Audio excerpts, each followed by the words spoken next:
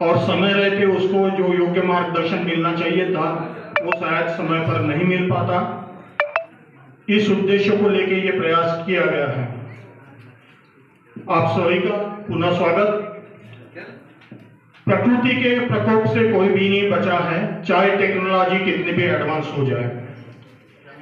तकनीकी एक जीने का माध्यम जरूर हो सकती है, लेकिन उसको हम आदत में नहीं ला सकते, क्योंकि प्रकृति के साथ अगर आप नहीं जिएंगे तो प्रकृति का कहर आप ये देख रहे हैं कि क्या स्थिति में एक ही झटके में हमको पहुंचा दिया प्रकृति ने।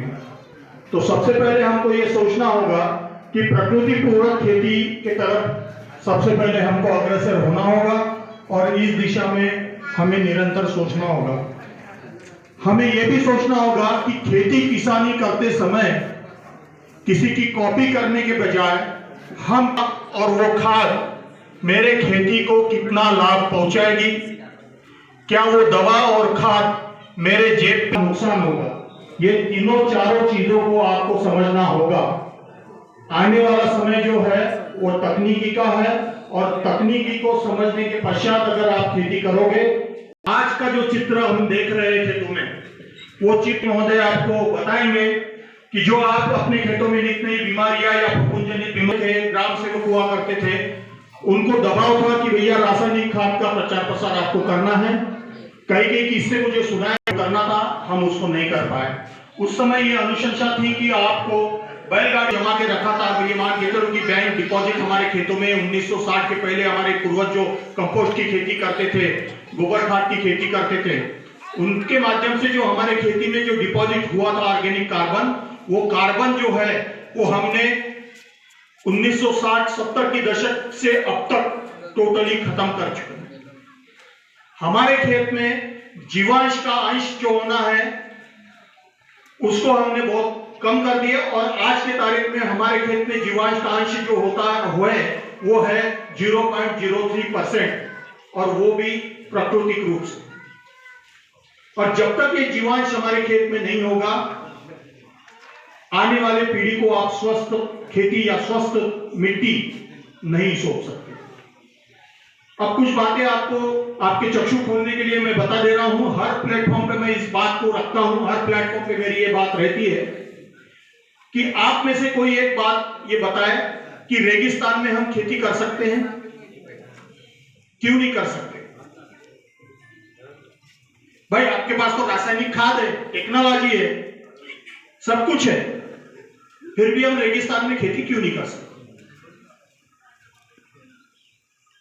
उसका एकमात्र कारण है कि उसमें जीवांश नहीं है और जब तक जीवांश नहीं रहेगा ये सब रासायनिक खाद टेक्नोलॉजी आपकी धरी की धरी रह जाएगी।